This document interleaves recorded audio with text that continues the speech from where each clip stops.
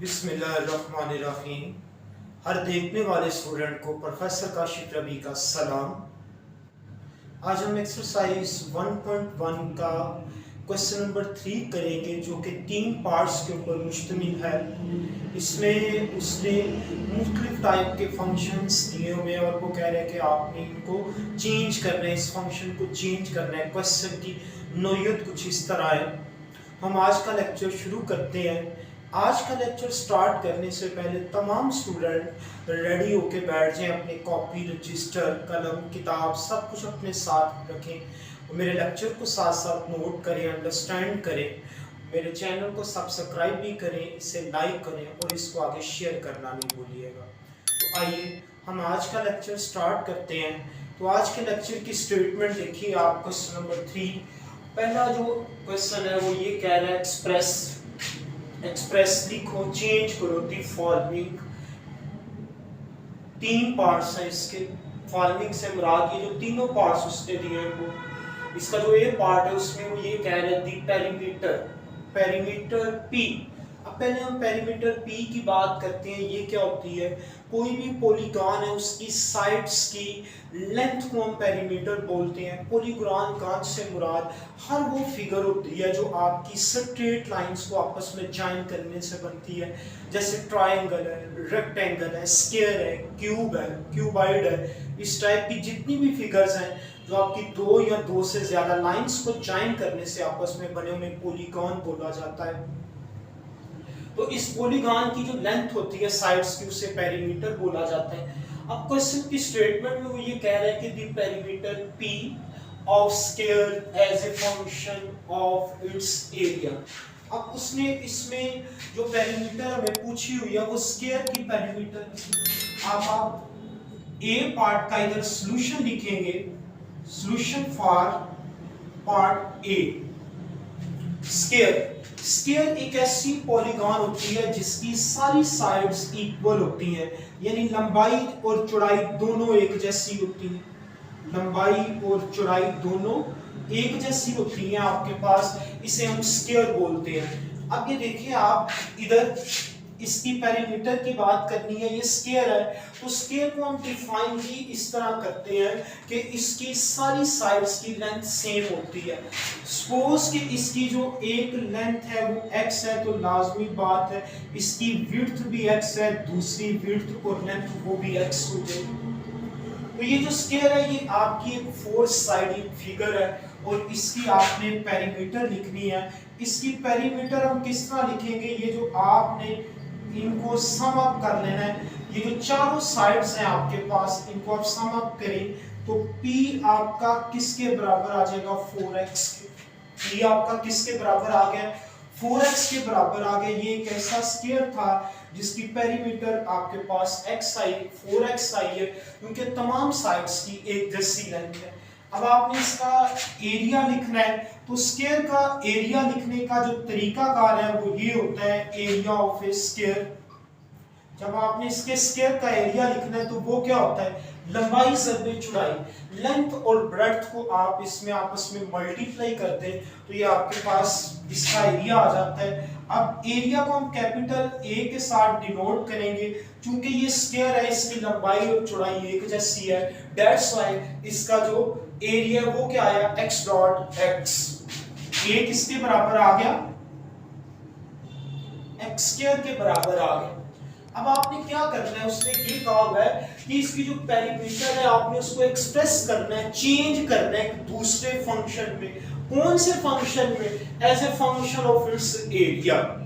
दूसरे लफ्जों में कि ये आपके पेरीमीटर में और ये जो एरिया में जो x आया हुआ है आपने इसको रिमूव करना है। अब आप इसके ऊपर स्क्वायर रूट दर्ज करें। इसके ऊपर जब आप इसके ऊपर स्क्वायर रूट दर्ज करेंगे तो x की वैल्यू क्या आ जाएगी?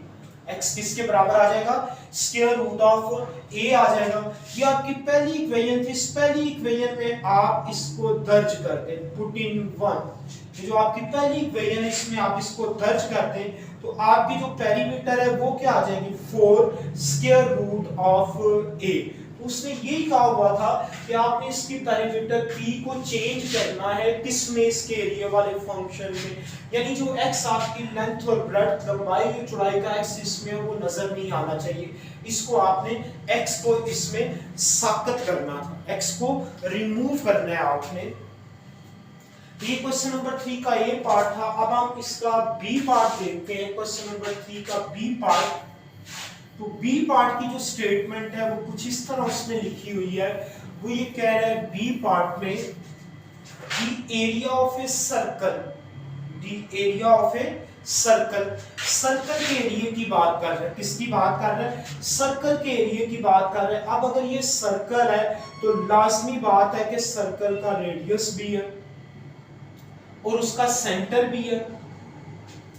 आप एक ऐसा सर्कल ले लें जिसका रेडियस आपने r लेना है, एक ऐसा सर्कल ले लो जिसका रेडियस आपने r लेना है। अब इसका जब आपने इसका एरिया लिखना है तो सर्कल का एरिया लिखने का तरीका कर ये होता है area of a circle, area of circle. तो सर्कल का एरिया क्या होता है, pi R square, pi R square, ये सर्कल का एरिया होता है। क्या होता है इसका एरिया, पाई आर स्क्वायर, ये इसका एरिया। अब उसने ये कहा है कि सर्कल के एरिया को आपने चेंज करना है as a function of its circumference. अब इसमें जो इसने वर्ड यूज किया हुआ है वो सर्कमफेरेंस का वर्ड यूज किया हुआ है। तो जो सर्कमफेरेंस होती है वो आपका ये जो सर्कल है इसकी ये जो बाउंड्री है, बाउंड्री की लेंथ, बाउंड्री को गोलाई भी कहते हैं, लेंथ ऑफ बाउंड्री। सर्कमफेरेंस को हम किस तरह डिफाइन करेंगे, circumference of a circle, circumference of circle, circle की जो सर्कमफेरेंस है वो किसके बराबर होती है, बाउंड्री की लेंथ होती है, length of the boundary of the circle, length of, ये मैं सर्कमफेरेंस की डेफिनेशन आपको बता रहा हूं, length of the boundary, boundary से मुराद यहाँ पे ये जो सर्कल की गोलाई है इसे बोलते हैं बाउंड्री ऑफ द सर्कल। तो इसको लिखने के लिए आपने कैपिटल सी का सिंबल यूज करना है जिस तरह उसने किया हुआ है। तो ये इसका जो फार्मूला है वो ये है 2 पाई आर, यानी इसके रेडियस को आप 2 पाई के साथ मल्टीप्लाई कर देंगे तो ये इसकी सर्कमफेरेंस आ जाती है। अब आपने क्या करना है कि ये एरिया है आपके पास, इसको आप अपनी पहली इक्वेशन माने और ये सर्कमफेरेंस वाली इक्वेशन है, यहां से आप r की वैल्यू निकालें, इसे आप सेकंड इक्वेशन कह दें, फ्रॉम टू, ये आपकी सेकंड इक्वेशन है, यहां से आप r की वैल्यू निकालेंगे तो वो क्या आएगी, c/2 पाई, r की वैल्यू क्या आ जाएगी आपके पास, c/2 पाई आपके r की वैल्यू आ गई। इसको आप अपनी पहली इक्वेशन में दर्ज कर देंगे, पुटिंग 1। अब इसको 1 में दर्ज करें तो ये क्या बन जाएगा, फिर जब आप इसको 1 में दर्ज करेंगे a इक्वल पाई और r की जगह पे आप क्या लिखने वाले हैं, c/2 पाई का square, a equal pi into c square, 2 का स्क्वायर किया तो 4 आ गया और ये पाई का भी स्क्वायर आ गया, ये वाला एक पाई, पाई स्क्वायर के साथ कटा, नीचे पाई बच गया। आपके पास एरिया क्या है, area is equal to c square over 4 pi. तो उसने ये कहा हुआ था कि आपने एरिया को इन टर्म्स ऑफ c लिखना है, इन टर्म्स ऑफ c आपने इसके एरिया को लिखना है एंड यू हैव डन। ये आपका इसका आंसर, ये इसका आंसर है आपके पास कि आपने इसके एरिया को इन टर्म्स ऑफ c लिखना था, उसने यही हमसे डिमांड की हुई थी। अब इसका हम बी पार्ट देखते हैं, एक्सरसाइज 1.1 क्वेश्चन नंबर 3 का सी पार्ट, क्वेश्चन नंबर 3 का सी पार्ट है आपके पास। तो सी पार्ट की जो स्टेटमेंट है वो कुछ इस तरह है, वो ये कह रहे थे volume of a cube, C part, इस स्टेटमेंट आप मेरे साथ नोट कीजिए, the volume of a cube, the volume of a cube. Cube क्या चीज है इसको हम बाद में देखते हैं, अभी आप लोग स्टेटमेंट पे फोकस करें। The volume of a cube as a function of the area A of its base. जी क्या स्टेटमेंट आई है हमारे पास, the volume of a cube. Cube की पहले बात करते हैं, तो क्यूब एक ऐसी पॉलीगॉन होती है जो एक स्क्वायर के अंदर स्क्वायर पड़ा होता है, एक स्क्वायर के अंदर दूसरा स्क्वायर पड़ा होता है, लाइक दिस। ये एक स्क्वायर आपने ड्रॉ किया है, इसके साथ एक और स्क्वायर आप ड्रॉ करें जिसका आधा हिस्सा स्क्वायर के इनसाइड होगा और आधा हिस्सा आउटसाइड होगा। अब आप इनको आपस में ज्वाइन कर दें, ये लाइंस ड्रॉ करें और इनको ज्वाइन करें, दिस इज द क्यूब। अब क्यूब और स्क्वायर में फर्क ये होता है कि स्क्वायर में आपकी 2 डायमेंशन फिगर होती है, लेंथ होती है और विड्थ होती है, जबकि ये जो क्यूब है ये आपकी 3 डायमेंशन फिगर है, इसकी 3 डायमेंशंस होती हैं, length width and height, length width and height. तो चूंकि क्यूब की बेस में एक स्क्वायर होता है, दैट्स व्हाई क्यूब की जो लेंथ है, ब्रेड्थ है और हाइट है वो सारी सेम रहती है, वो सारी सेम रहती है। तो आपके पास इसकी लेंथ क्या आएगी x, इसकी विड्थ क्या आएगी x और इसकी हाइट क्या आ जाएगी x आ जाएगी आपके पास। अब आपने इसका सॉल्यूशन लिखना है, तो जब आप इसका सॉल्यूशन लिखेंगे उसमें पहले आप इसके क्यूब की बात, वॉल्यूम की बात करेंगे।